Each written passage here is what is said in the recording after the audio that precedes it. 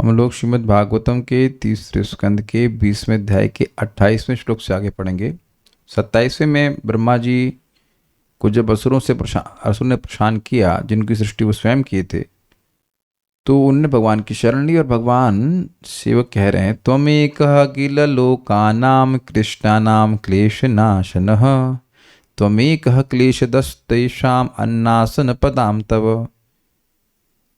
तुम एक अकेले आप ही किल मतलब निस्संदेह सभी लोगों के लिए, क्लिष्टानाम क्लेश नाशनः जो क्लिष्ट हैं उनके लिए क्लेश नाशक हैं, जिन्हें क्लेश प्राप्त हो रहा है उनके लिए। त्वमेकः क्लेश दस्तेषाम, और आप उन लोगों को काल कर्म और ग्रह आदि के द्वारा यानी माया के द्वारा क्लेश देने वाले हैं, जो अन्नासन पदाम तव, जो आपके चरणों के आश्रय नहीं लेते हैं। ये बात बोले, मतलब बेसिकली ब्रह्मा जी कह रहे हैं कि मैं आपकी शरण में हूं और मैं जानता हूं कि आपके अलावा मेरी समस्या का समाधान कोई नहीं कर सकता है। तो अब इसके बाद भगवान ने क्या कहा, सोवधार्यास्य कार्प, बहुत तेज है गेन, इसको कम कीजिए, गेन कम कीजिए, नहीं वहीं से, हाँ कम कीजिए, और कम कीजिए, कम कीजिए, बोलिए, बोल तो रहा हूँ, कम करिए, हाँ बस। सोवधार्यास्य कार्पण्यम विविक्ताध्यात्मदर्शनः सोवाधार्यस्य कर्पण्यं विविक्त्याध्यात्म्यकदर्शना। सोवधार्यस्य कार्पण्यम विविक्ताध्यात्मदर्शनः सोवाधार्यस्य कार्पण्यं विविक्त्याध्यात्म्यदर्शनः। विमुञ्चात्मतनुं घोराम् इत्युक्तो विमुमोचः। विमुञ्चात्मतनुं घोरम् इत्युक्तो विमुमुचः। सबों के मनों को स्पष्ट रूप से देख सकने वाले भगवान ने ब्रह्मा की वेदना समझ ली और वे उनसे बोले, तुम अपना यह अशुद्ध शरीर त्याग दो। भगवान से आदेश पाकर ब्रह्मा ने अपना शरीर त्याग दिया, अर्थात उस मनोवृत्ति को त्याग दिया जिससे असुर पैदा हुए थे। अध्यात्म मतलब सबों के मनों को विविक्त दर्शन को स्पष्ट रूप से देख सकने वाले। विविक्त का मतलब है असंदिग्ध। This is very nicely explained. असंदिग्ध, भगवान सबके मन में बैठे हुए हैं और सबकी बुद्धि की वृत्ति के साक्षी हैं। तो ऐसा नहीं था कि ब्रह्मा जी को बताने की जरूरत थी, फिर भगवान ब्रह्मा जी तो बताए ही कि क्या समस्या है, वो सब स्थिति समझ रहे हैं। हमको बहुत अच्छा लगा था ये लाइन। भक्त के मन में क्या कठिनाई है, शरीर में क्या कठिनाई है, किस परेशानी से वो जूझ रहा है, उसको भगवान विविक्त दर्शन असंदिग्ध रूप से समझते हैं। साधना करते हुए आप ये अनुभव करते ही हैं कि काम क्रोध आदि परेशान करते हैं। तो क्या भगवान इसको नहीं समझ रहे हैं? ऐसा कभी कभी हमें संदेह हो जाता है कि भगवान लग रहा समझ नहीं रहे हमारी समस्या को। नहीं, वो बिल्कुल ठीक समझ रहे हैं और उनको पता है कि किस किस हम क्या क्या कर्म किए हैं जिसकी वजह से ये सब कठिनाई परेशानी आ रही है। तो एक चीज हमें अपने जीवन में इस श्लोक से बहुत शिक्षा मिल रही है, and it's not only for speaking. जब समस्या हो तो भगवान की शरण में जाना चाहिए। भगवान हमें रास्ता दिखाई, करें क्या, हमको नहीं समझ में आ रहा है। और आप देखिएगा कि साधना करते करते ये बात समझ में आने लगती कि तुम ही ऋषिकेश ऋषि कदमिया, आप इंद्रियों के स्वामी हैं भगवान, मैं नहीं हूं, आप रास्ता दिखाइए। Things are not easy. त्वम माया दुरत्य, आपकी माया दुरत्य है। जो आदमी सोच लेता है कि हाँ हम सब अपने से कर लेंगे, तो भगवान दिखाते हैं कि तुम देखते हैं कि तुम अपने से कर लोगे। And that's bring humility in devotee. देखिए एक बात समझिए, हमें जब कोई व्यक्ति श्रेष्ठ लगेगा तभी हम नम्रता से उसकी शरण ग्रहण कर पाएंगे। मुझे बहुत अच्छा लगा था ये लाइन कि एकदम स्पष्ट रूप से भगवान आपकी कठिनाई को देख रहे हैं, जान रहे हैं। सह वे भगवान श्री हरि अस्य कार्पण्यम ब्रह्मा जी के दुख को, कृपणता को अवधार्य सुनकर बोले, आप आत्मघोराम अपने कलुषित तनु अर्थात शरीर को विमुंच यानी छोड़ दें। अब ब्रह्मा जी का शरीर कलुषित है, जी हाँ, जिस रजोगुणमय शरीर से वह असुरों की सृष्टि किए थे वह कलुषित है। क्या कोई व्यक्ति यहाँ कह सकता है कि कभी वह रजोगुण के प्रभाव में नहीं आया है और चित्त में काम का प्रकट नहीं हुआ है? कितना व्यक्ति को उस समय मन में शुभ होता है, एटलीस्ट साधक को होता है कि ये सब क्या है, भक्ति कर रहे थे और एकदम से सब क्या आ गया। वो हमारे पहले के कर्म के हिसाब से होता है, काल के हिसाब से अंतर्गत होता है, लेकिन होता ही है। तो आप देख सकते हैं कि उस समय चित्त एकदम कलुषित हो जाता है। तो इसी कलुषित चित्त के बारे में को त्यागने के बारे में ब्रह्मा जी कह रहे हैं, क्षमा कीजिएगा, भगवान ब्रह्मा जी को कह रहे हैं। इति उक्त, ऐसा कहने पर ह विमोच, उस शरीर को छोड़ दिया उन्होंने, मतलब ब्रह्मा जी ने शरीर को त्याग दिया, उस मनोवृत्ति को त्याग दिया जिससे कि असुर उत्पन्न हुए थे। सह अवधार धार्य अस्य कार्पण्य, स उन भगवान ने जिनको ब्रह्मा जी एड्रेस कर रहे थे, उन्होंने अस्य इन ब्रह्मा जी के कार्पण्य को सुन करके, कृपणता मतलब कुछ ना कर पाने की। आपने गीता में भी सुना था, कार्पण्य दोषो अपहत स्वभावा पृच्छामि त्वाम धर्म सम्मूढ़ चेतम, मैं कृपणता से ग्रसित हो गया हूं और उसने मेरे क्षत्रिय स्वभाव को छीन लिया है मुझे। कार्पण्य दोषो अपहृत स्वभाव, मेरा जो शौर्य है वो प्रकट नहीं हो पा रहा है। तो ब्रह्मा जी भी किंग कर्तव्य विमूढ़ हो गए थे, करें क्या समझ नहीं आ रहा है। तो उसको विविक्त अध्यात्म दर्शना, भगवान जो सभी के मन को जानते हैं और असंदिग्ध रूप से जानते हैं, तो ब्रह्मा जी कठिनाई को भगवान समझ गए और वो बोले, विमुंच आत्म तनुम घोराम, अपने इस घोर तनु को, अपने इस घोर शरीर को जो रजोगुणमय है उसको त्याग दो। इति उक्त, ऐसा भगवान कहे तो विमोच, ब्रह्मा जी ने उस शरीर को छोड़ दिया, त्याग दिया। श्रीधरी, श्री भगवान दूसरे की मन की बात को विविक्त अर्थात असंदिग्ध रूप से जानते हैं। उन्होंने कहा कि तुम अपने इस काम कलुषित शरीर का त्याग कर दो। यह कहने पर ब्रह्मा जी ने अपने इस शरीर का परित्याग कर दिया। सर्वत्र जो शरीर त्यागने की बात कही गई है उसका अभिप्राय है विभिन्न मनोभावों का परित्याग करना, और शरीरों को ग्रहण करने का अर्थ है विभिन्न मनोभावों को स्वीकार करना। अब ये एकदम क्लियर हो गया सभी के लिए, एकदम क्लियर हुआ कि तमोगुणी मनोभाव को स्वीकार किए थे तो यक्ष राक्षसों की सृष्टि हुई, सात्विक मनोभाव को स्वीकार किए तो देवताओं की सृष्टि हुई, और रजोगुणी मनोभाव को स्वीकार किए तो असुरों की सृष्टि हुई और उसको वह त्याग दी। देखिए यह इतना कठिन नहीं समझने में। अपने ही पूरे दिन में देखिए व्यक्ति के मन में अलग अलग प्रकार के भाव आते हैं। अरे मैं सबकी सहायता करूंगा, अच्छा भक्त बनूंगा, तो सात्विक भाव आ रहा है। और कुछ इस जगत में कुछ भोगने की इच्छा आ रही है तो रजोगुणी है, और किसी को मारने की इच्छा आ रही तो, या कुछ और क्रोध करने की इच्छा आ रही तो तमोगुणी भाव है। तो आप देखिए कि कुछ समय के बाद, मान लीजिए किसी को बहुत क्रोध आया, तो कुछ समय के बाद क्या आपने उस मनोभाव को कभी नहीं त्यागा है? ये तो समझ गए ना बात। ये मनोभाव को त्यागने का एक्सपीरियंस आप लोग को है। अब ब्रह्मा जी इतने समर्थ हैं कि उस मनोभाव से सृष्टि भी कर देते हैं और फिर उसको त्याग भी देते हैं। तो उम्मीद है कि बात समझ में आ गई होगी। तात्पर्य, भगवान को इस श्लोक में विविक्त अध्यात्म दर्शन कहा गया है। यदि कोई पराये दुख को पूर्ण रूपेण बिना संदेह के देख सकता है तो वह स्वयं भगवान ही हैं। लोग कह देते हैं कि हम आपके दुख को समझ रहे हैं, लेकिन समझ कुछ नहीं रहे हैं क्योंकि मुझे मान लीजिए कोई कष्ट हो रहा तो सामने वाले को थोड़ा अनुभव हुआ कि कितना कष्ट हो रहा है। कुछ सहानुभूति से कह देते हैं लेकिन ऐसा होता नहीं है किसी को। यदि कोई मनुष्य कष्ट में होता है और अपने मित्र से उसका निवारण चाहता है तो ऐसा कभी कभी होता है कि मित्र उसके दुख की सघनता को नहीं समझ पाता, किंतु भगवान के लिए ऐसा कर पाना कठिन नहीं है। ईजी है सारी बातें समझना। परमात्मा रूप में वह प्रत्येक जीवात्मा के शरीर में स्थित हैं और वह दुख के वास्तविक कारणों को प्रत्यक्ष देखते रहते हैं। भगवद गीता में भगवान कहते हैं, सर्वस्व चाहम हृदय सन्निविष्टो, मैं सबों के हृदय में स्थित हूँ और मुझी से स्मृति तथा विस्मृति उत्पन्न होती है। इस प्रकार जब कोई पूर्णतः भगवान की शरण में चला जाता है तो वह भगवान को अपने हृदय में संस्थित पाता है।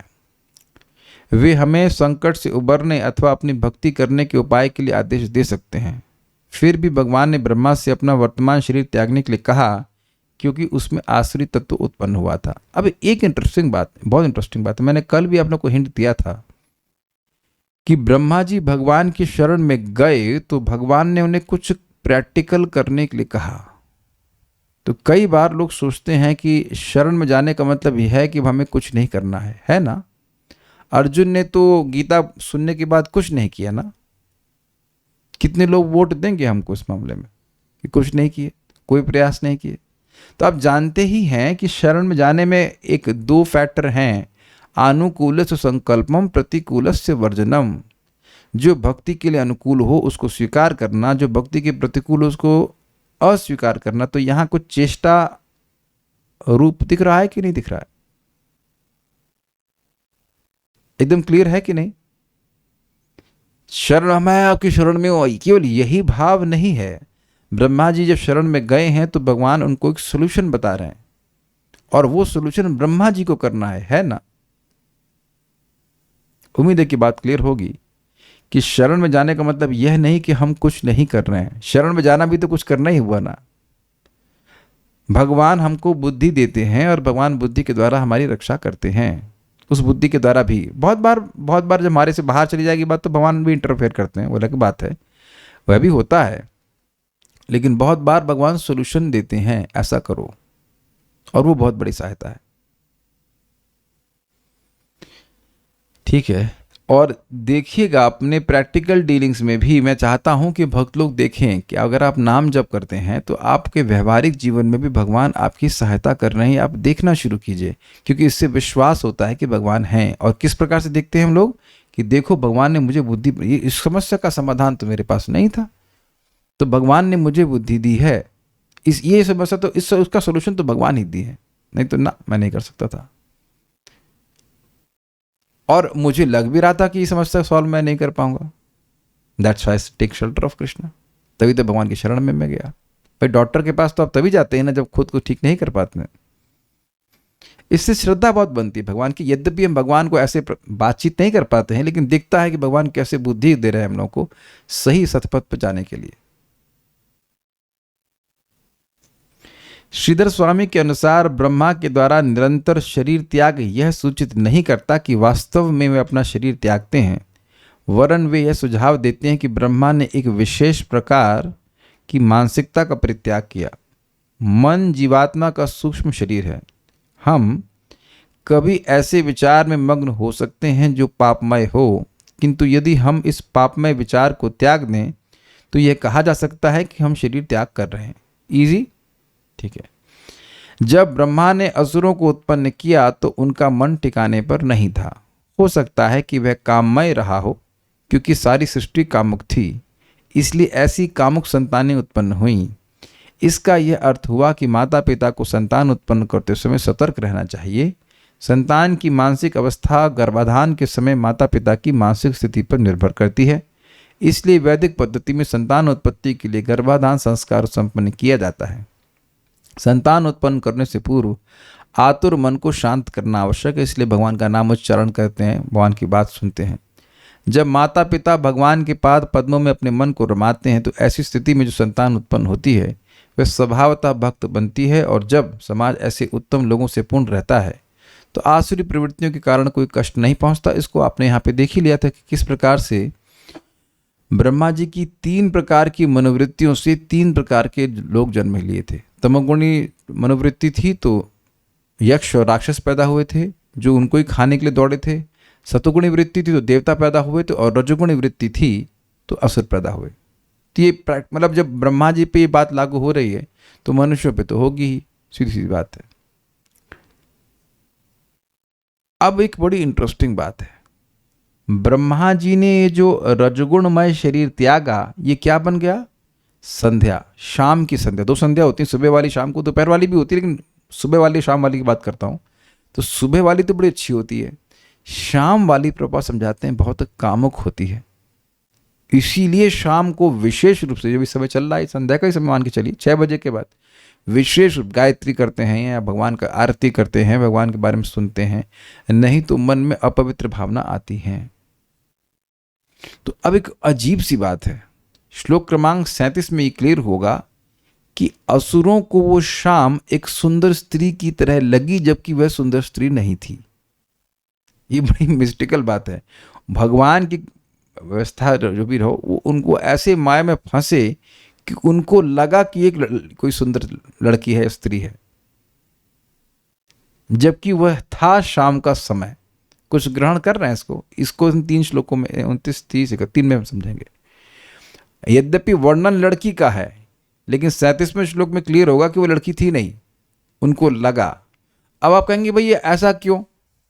अब हम स्पष्ट बोल दे रहे हैं, यहां कोई लड़की सुंदर लगती है, कहीं हाँ लगती है, तो अब वो लड़की है या कोई लड़का है, लड़के की बात नहीं कर रहे हैं, लड़के लोग जनरली लड़कियों को सुंदर माना जाता है। तो अगर आंख, नाक, कान सबको अलग कर दिया जाए तब भी कोई व्यक्ति आकर्षित होगा?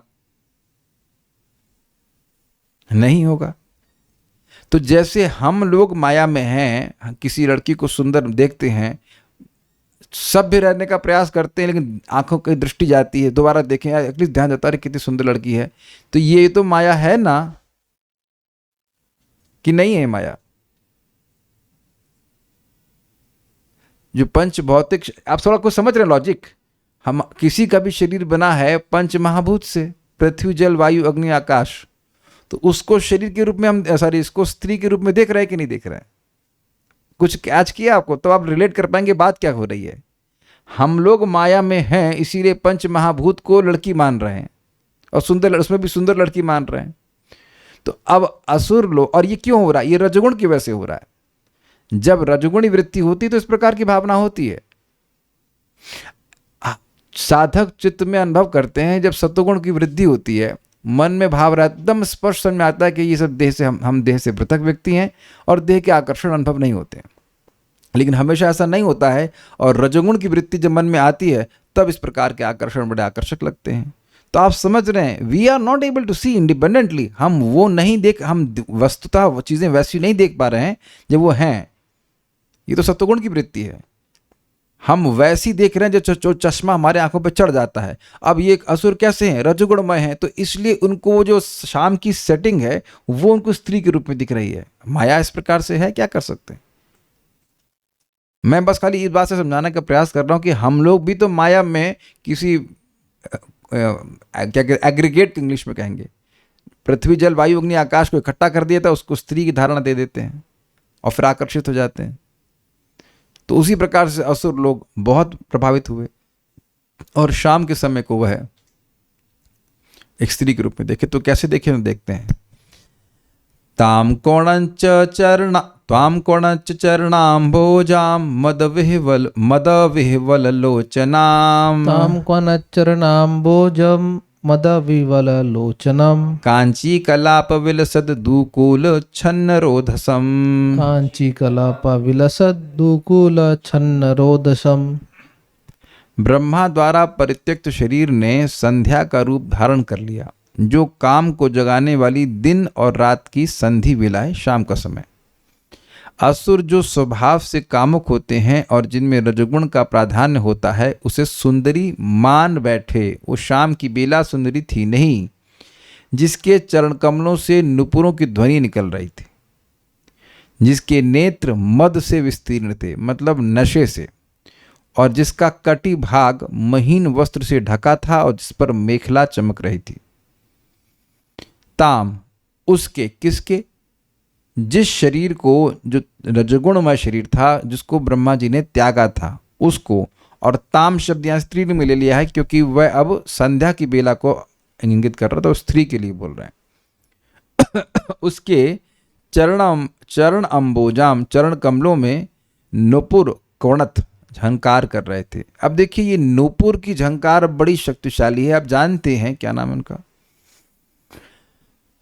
विश्वामित्र जी सारी इंद्रियां बंद किए हुए थे, लेकिन कान से मेनका की नुपुर की आवाज सुन करके, मेनका ही थी ना, मैंने कही थी, बस वह सारा सारा उनका तपस्या का बल नष्ट हो गया।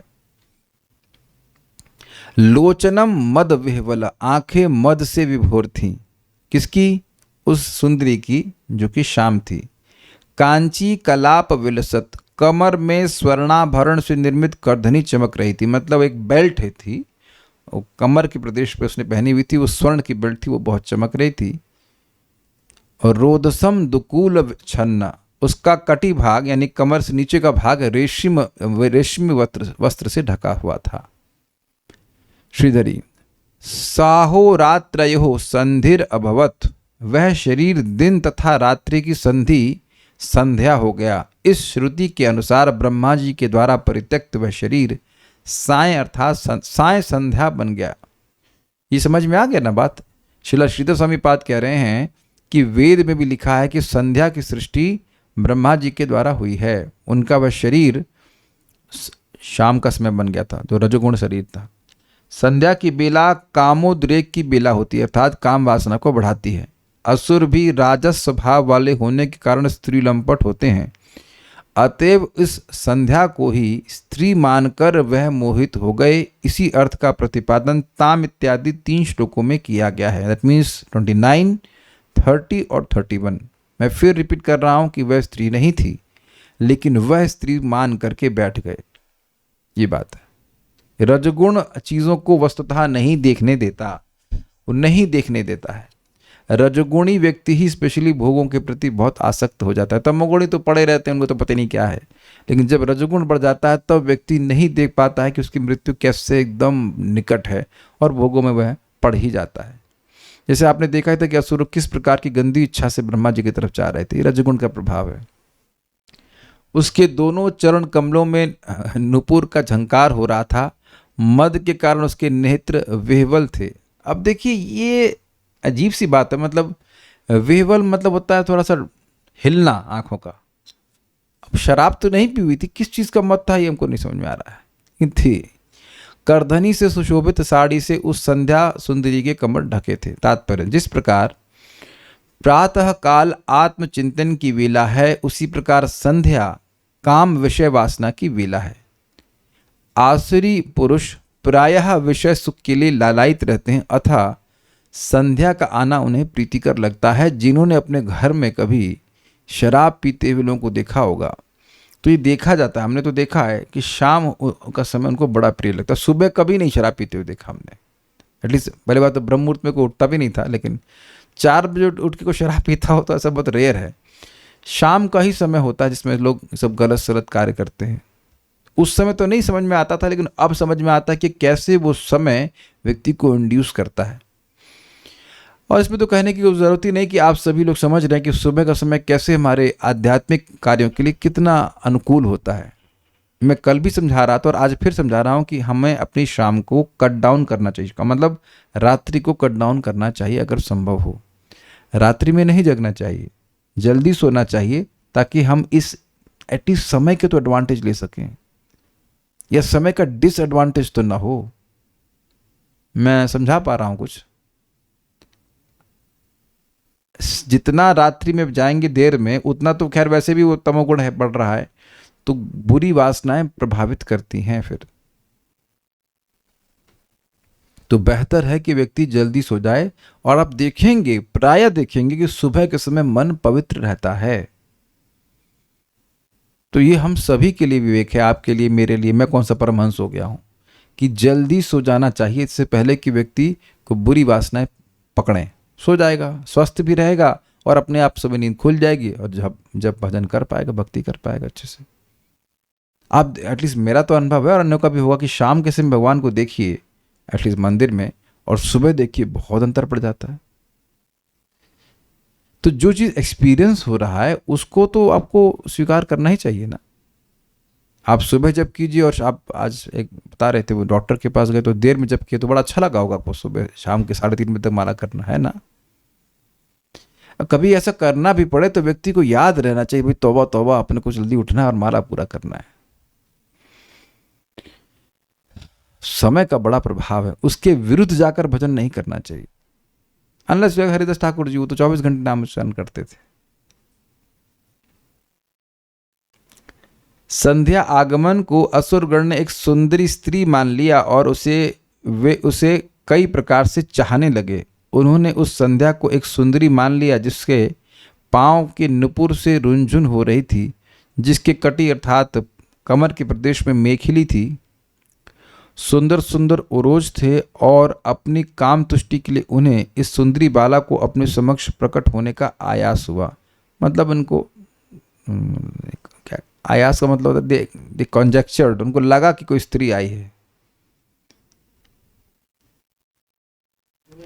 अब ये कह रही हैं एक माता जी, उस टाइम तो स्त्री का सृजन नहीं हुआ था ना, तो स्त्री कैसे लगी असुरों को?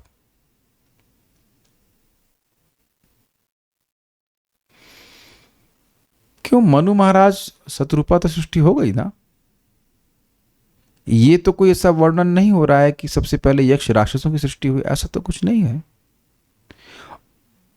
और एक बात समझिए आप, चलिए अच्छा प्रश्न किए हैं। देखिए, क्या अभी आप फॉलो कर पा रहे हैं कि बात हुई क्या? उनकी ब्रह्मा जी के प्रति काम वासना थी, तो उसका कारण कहां से आया? वो कौन सिखाया उनको? ये तो बिल्कुल अननेचुरल है ना। ये तो जानवरों में भी नहीं होता है, तो ये कैसी वासना कैसे आ गई? इसका क्या एक्सप्लेनेशन आपके पास है? तो एक बात थोड़ा समझने का प्रयास कीजिए कि जीव ये जब पैदा हो रहा है तभी उसकी वासना, ऐसा नहीं है। उसकी वासना अनादिकाल से। तो ये लोग सेलेक्टेड जीव हैं जिनको शरीर मिल रहा है इसलिए क्योंकि इनकी ऐसी वासनाएं हैं। अच्छा, मैं यहां पूछ लूं पुरुषों से कि आपको स्त्री के प्रति आकर्षित होना है, ये कौन सिखाया? कोई एक पुरुष यहां बता दे कि स्त्री आकर्षक लगती है, या आपको सिखाया कोई? एक व्यक्ति वहां वोट दे मेरे को जरा। एक व्यक्ति नहीं वोट दे सकता कि आपको लड़की अच्छी लगती है। और एक अमेजिंग बात है कि जब आप बचपन पे थे, हम लोग जब छोटे थे, लड़कियों को अपने क्रिकेट नहीं खिलाएंगे, अपनी बहन को ना बिल्कुल नहीं खिलाएंगे, हम लोग ये बहुत खेल पाते नहीं, डिस्टर्ब करती हैं। आप देखिए, छोटे लड़के लड़कियों को बिल्कुल पसंद नहीं करते हैं, बिल्कुल नहीं खेलना चाहते उनके साथ। हमारा तो एक्सपीरियंस ऐसा है कि हम लोग तो लड़कों के संग ही खेलते थे, हम लड़के ना, एकदम नहीं।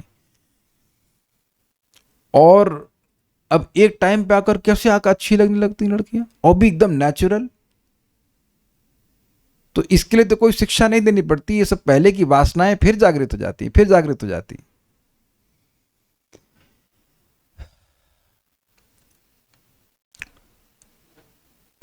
तो ये सब बातें हैं, आगे बढ़ते हैं।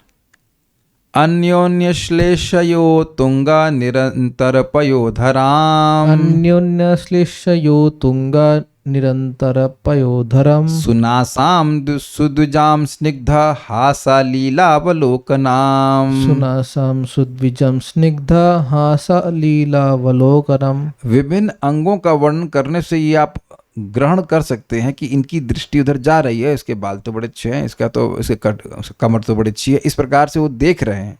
अब उनको, हमको बस ये समझ में आया कि दिख कैसे रहा है शाम का समय, तो उनको ये दिख कैसे रहा है, ये मुझे नहीं समझ में आ रहा, लेकिन इल्यूजन है भगवान का। एक दूसरे से सटे होने के कारण उसके स्तन ऊपर उठे हुए थे और उनके बीच में कोई रिक्त स्थान बचा न था। उसकी नाक तथा दांतों की बनावट सुंदर थी। उसके होठों पर आकर्षक हंसी नाच रही थी और वसुरों को क्रीड़ापूर्ण चितवन से देख रही थी। तो ये सब था, आगे पढ़ते हैं, फिर पीछे बोलिए।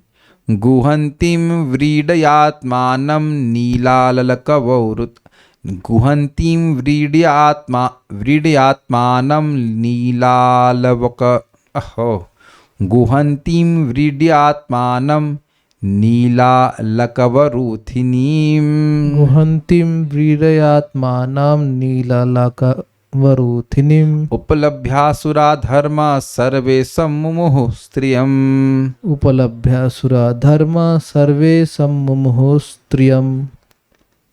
काले काले बाल समूह से विभूषित वह मानो लज्जावश अपने को छिपा रही थी। मतलब बाल काले थे और उसको दिखा रही थी, लज्जा थी नहीं, लज्जावश अपने को छिपा रही थी। वन उस बाला को देखकर सभी असुर विषय वासना की भूख से मोहित हो गए। तो अब एक चीज इंटरेस्टिंग हुई कि ब्रह्मा जी बच गए।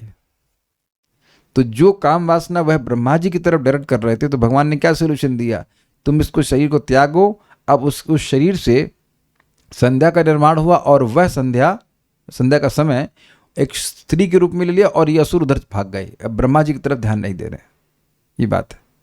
कम से कम ब्रह्मा जी बच गए कि नहीं बच गए, ये बात है। नील अलक वरूथ नीम, नील मतलब नीले केशों के बाल समूह से विभूषित, व्रीडया वह मानो लज्जावश आत्मानम गुहंतिम अपने को छिपा रही थी। बाल बड़े थे और उसे मानो छिपा रही थी। धर्म, हे विदुर जी, सर्वे असुरा सभी असुर उस स्त्री को उपलब्ध अर्थात देखकर सम्मुमुहु मोहित हो गए। श्लोक देखिए। गुहंतिम विरीडयात्मानम, विरीडया मतलब लज्जा से, मानो वह लज्जा से अपने को छुपा रही थी। आत्मानम मतलब अपने आप को। कैसे?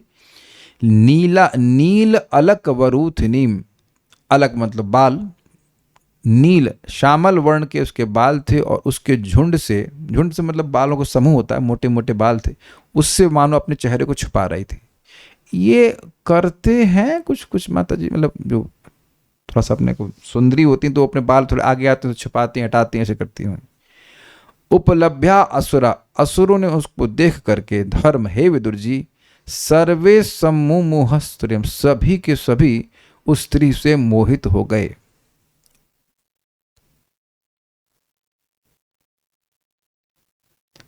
तो ये है स्थिति। श्रीधरी गुहंती अर्थात वे अपने वस्त्र के आंचल से मानो अपने को ढक लेना चाहती थी, मतलब ढक नहीं रही थी लेकिन लग रहा था कि ढकना चाहती है। उसके केश काले काले थे। उस संध्या को ही असुरों ने स्त्री मान लिया और मोहित हो गए। धर्म शब्द से विदुर जी को संबोधित किया गया है। धर्म ही विदुर के रूप में जन्म लिए थे, तो स्पष्ट है धर्मराज के रूप में जन्म लिए थे। सारार्दर्शनी। यहाँ श्लोक 37 में, आगे के श्लोक में यह स्पष्ट किया गया है कि वह स्त्री केवल काल्पनिक थी। आप कोई कह रहे काल्पनिक स्त्री से हम कैसे आकर्षित हो सकता है कोई, भाई तो बड़ी गलत बात है। तो फिल्मी हीरोइनों को आप सामने देखे हैं, कौन व्यक्ति फिल्मी हीरोइनों को सामने देखा है? ओके प्लीज जरा वोट दीजिए आप। एक बड़े यार बड़ा एक नाम तो ये लगे, आप देख लें वहां पहुंच गए सामने हमने तो कभी नहीं देखा। अरे रुक तो जाइए, फिल्मी स्क्रीन पर कोई लड़की है वहां पर? तो नहीं है ना। लोग भ्रमित हो रहे हैं कि नहीं? और पैसा, यहां तो असुर फ्री में भ्रमित हो रहे थे, लोग पैसा दे देकर भ्रमित हो रहे हैं कि नहीं, कि वहां कितनी सुंदर स्त्री दिखाई जाएगी। वहां स्त्री है। ये तो बड़ा अच्छा एग्जाम्पल बन रहा है। आप जानते हैं कि प्रोजेक्टर में 3 प्रकार की लाइट होती है, RGB, रेड, ग्रीन और ब्लू, है ना। उसी के सम्मिश्रण से कुछ दिख रहा है, उसको मान बैठे हैं कि बड़ी सुंदर स्त्री हमको दिख रही है। तो काल्पनिक वस्तु को स्त्री मान लेना, ये एक दूसरा उदाहरण भी तो हो रहा है, और सारे असुर उसमें मोहित हो रहे हैं। मतलब मैं थिएटर की बात कर रहा हूं। तब ऐसा मत सोचिए कि इस जीवन में हम ऐसा नहीं होता वो देख रहे हैं। ये तो उदाहरण समझ में आ रहा होगा। अब तो कुछ कम हो गया है, लोग आजकल अपने स्मार्टफोन पे देख लेते हैं शायद। अब हम तो खैर थिएटर में कभी गए नहीं, लेकिन मतलब कभी का मतलब एटलीस्ट भक्ति माने के बाद नहीं गए। तो उससे पहले तो कभी कभी आप 10-10, 12-12 किलोमीटर जाएंगे, उसके बाद टिकट नहीं मिलता, लाइन में खड़े रहते हैं, मैटनी शो क्या क्या होता, बड़ा बवाल होता, आगे पीछे पता नहीं। यही ना, कुछ रोशनी देखने के लिए जा रहे हैं ना, लेकिन लोग रोशनी देखने जा रहे होते हैं कि हीरोइन को देखने जा रहे होते हैं। तो हीरोइन है वहां पे। तो अब देखिए कि माया है कि नहीं। असुरों ने संध्या काल को ही स्त्री के रूप में देखा। देखिए एक इंटरेस्टिंग बात, मैं एग्जाम्पल आ गया सामने। जैसे रोशनी को हम स्त्री के रूप में देख रहे हैं, है ना, वो रोशनी है ना प्रोजेक्टर की, उसको ही तो स्त्री के रूप में देख रहे हैं। ऐसा आप लोग रिएक्शन दे रहे हो, इसे समझ में नहीं आ रहा है क्या? कुछ गलत बोलो, समझ में आ रहा है ना? उसी को तो स्त्री के रूप में देख रहे हैं ना। रोशनी को जब स्त्री के रूप में देख सकते हैं, तो संध्या काल को स्त्री के रूप में कैसे नहीं दिखाया जा सकता? भाई एक आप और मैं नहीं कर सकते ऐसा, लेकिन कोई टेक्नोलॉजी सृष्टि किया है ना, कि प्रोजेक्टर बना दिया है, उसके द्वारा वह रोशनी को स्त्री के रूप में प्रस्तुत कर देगा और ऐसा लगेगा स्त्री वहां पे है।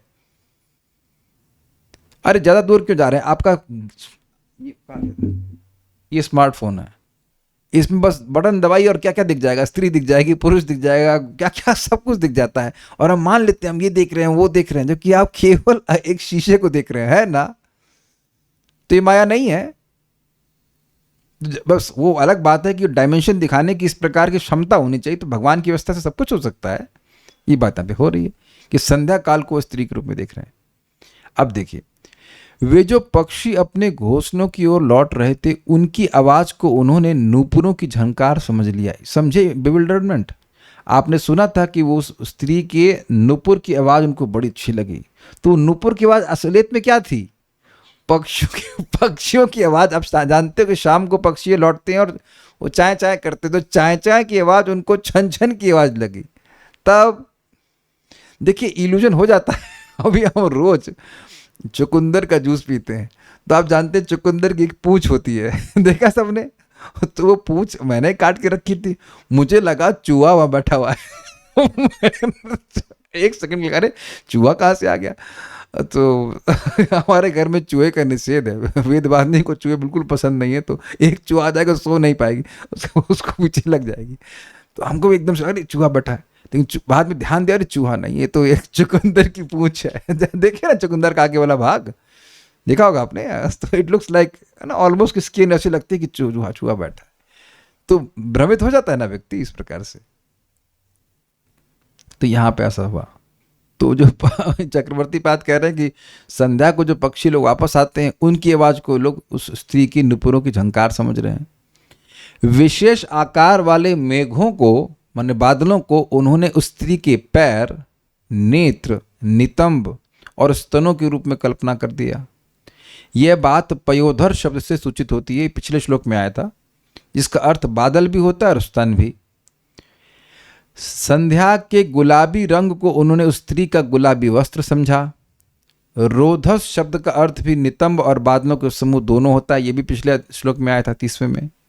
बादलों का अचानक लुप्त हो जाना उस स्त्री का लज्जा में छिप जाना माना गया है। तो बेसिकली थे बादल, लेकिन उनको स्त्री के रूप में दिखाई पड़ रहे हैं। उसका मुस्कान और दृष्टि की झलक सूर्य की थोड़ी सी किरणों के समान थी। आप जानते हैं कि शाम के समय थोड़ी थोड़ी सूर्य की किरण आती है, तो उसको देखकर वो सोच रहे हैं कि स्त्री मुस्कुरा रही है। उसके सिर से पैरों तक फैले हुए काले बाल एक विशाल काले बादल जैसे दिखे।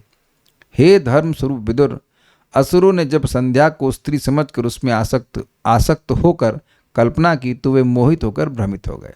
ये बात यहाँ पे कही जा रही है। तात्पर्य, असुरों तथा देवताओं में यही अंतर है कि सुंदर स्त्री असुरों के मन को आकृष्ट कर लेती है, किंतु वह देव पुरुषों के मन को आकृष्ट नहीं कर पाती। देव पुरुष ज्ञान से पूर्ण होता है, जबकि असुर अविद्या से। जिस प्रकार कोई शिशु किसी सुंदर गुड़िया के द्वारा आकृष्ट हो उठता है, उसी प्रकार से एक असुर कम बुद्धिमान होने तथा अविद्या से पूर्ण होने के कारण भौतिक सुंदरता से तथा विषय भोग की भूख से आकृष्ट होता है। दैव पुरुष जानता है कि सुगढ़ वेशभूषा और उन्नत उरोज यानी स्तन, ऊठे, नितंब, सुंदर नासिका तथा सुंदर रूप रंग का यह आकर्षण माया है। स्त्री में प्रदर्शित होने वाली सारी सुंदरता रक्त तथा मांस के संयोग से बनी है। श्री शंकराचार्य ने ऐसे समस्त पुरुषों को रक्त तथा मांस के इस संयोग के प्रति नहीं, वरन आध्यात्मिक जीवन के वास्तविक सौंदर्य के प्रति आकृष्ट होने का उपदेश दिया है। वास्तविक सौंदर्य तो कृष्ण तथा राधा हैं। जो मनुष्य इनके सौंदर्य से आकृष्ट हो चुका है, वह भौतिक जगत के मिथ्या सौंदर्य से आकृष्ट नहीं हो सकता। एक असुर तथा दैव पुरुष अथवा भक्त में यही अंतर होता है। देखिए, बात तो प्रभुपाद जी एकदम सही कह रहे हैं, लेकिन अपने जीवन में हम कैसे अप्लाई करें? तो देखिए, बात बहुत सिंपल है। जब भगवान के नाम जप करते हैं और बार बार नाम जप करते रहते हैं, तो धीरे धीरे रजोगुण का प्रभाव समाप्त होने लगता है। तब ये दैवीय गुण अपने आप आता है। You can't accelerate it, you have to wait for it. हमको एक बहुत सुंदर बात एक सीनियर श्रील प्रभुपाद जी के शिष्य ने बताई, it's not what is outside, it is what is inside. बाहर क्या है उससे मतलब नहीं है, हमारे हृदय में क्या है उससे मतलब है। संसार बाहर नहीं है, संसार हृदय में है। अगर भगवान के प्रति प्रीति रहती है, तो हर वस्तु का संबंध भगवान से देखा जाता है। देखिए, अगर हर स्त्री को व्यक्ति देख रहा है ये माया है, ये माया है, then we are maya conscious. अगर स्त्री को माया स्वरूप देख रहे हैं तो we are maya conscious, and एक लेवल पे वह भी जरूरी है। लेकिन जैसे जैसे चित्त पवित्र होगा तो उनको भी भगवान की शक्ति के रूप में देखना होता है, और यह देखना होता है कि वह भी भगवान की सेविका हैं। ये जिस स्तर पे हम पहुंच जाएंगे, जिस दिन हम पहुंच गए, तब हम माया से मुक्त हो पाएंगे।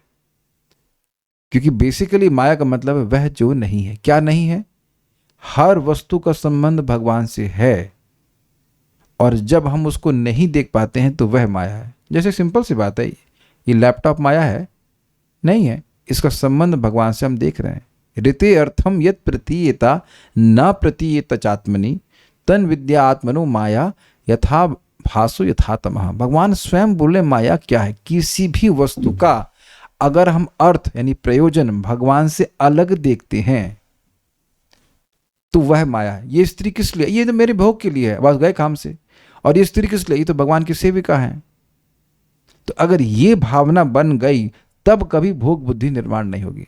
लेकिन इसके लिए हमको बहुत अभ्यास करना पड़ेगा, और ये मान लेना नहीं चाहिए तुरंत कि ये हमारा अभ्यास हो गया है। इसीलिए कहा जाता है कि अपनी माँ, बहन और बेटी के साथ भी व्यक्ति को अकेले नहीं बैठना चाहिए, क्योंकि बलवान इंद्रिय ग्रामः विद्वान सपि कर्षति, and we should not forget this.